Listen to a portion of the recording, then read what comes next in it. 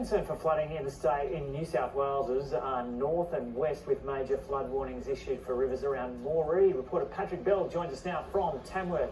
Patrick, g'day. So I've got to say, I've been up that way reporting on the drought, and it was just bone dry and dusty there within the last kind of 18 months or so. Is it basically transformed now?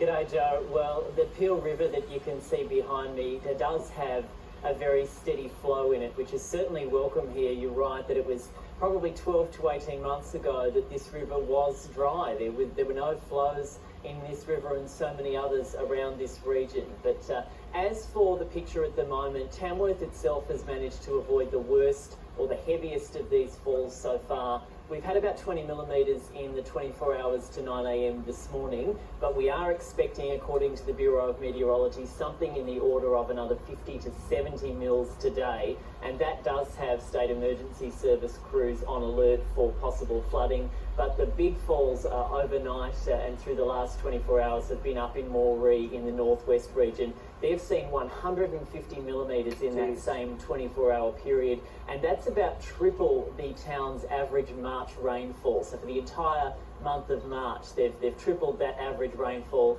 in the space of 24 hours, which is just staggering. Nearby, up at Gundawindi on the border, 96 millimetres. Inverell further east, 97. And what that's meant, that rain in that broad region has meant there are now major flood warnings in place for the Gwydir and Meehai rivers. The Meehai is the river that bisects the town of Moree, and that's expected to exceed the major flood level tomorrow morning. It only needs to exceed it by about a metre or so to have a scenario where the town of Moree is cut off, because it is split into north and south sides of that river. That hasn't happened, I think, since about 2012 is my understanding. So certainly few and far between these kind of events, but certainly not impossible.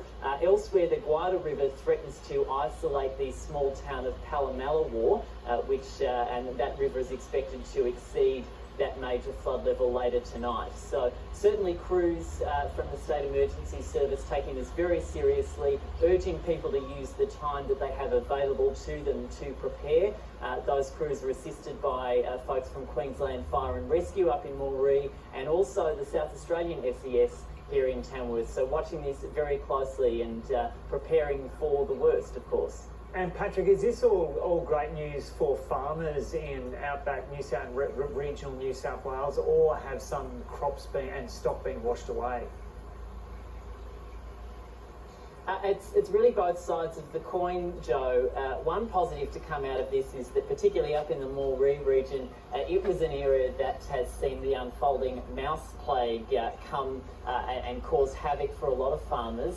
We're hearing from some of the folks on the land up there today that the rain has been flooding some of those mice burrows, so that is certainly a good thing to stop those mice in their tracks. And it certainly will boost agricultural storages, and the Moree district in particular is a very strong irrigation district, so they'll be pleased to see those storages looking a bit fuller.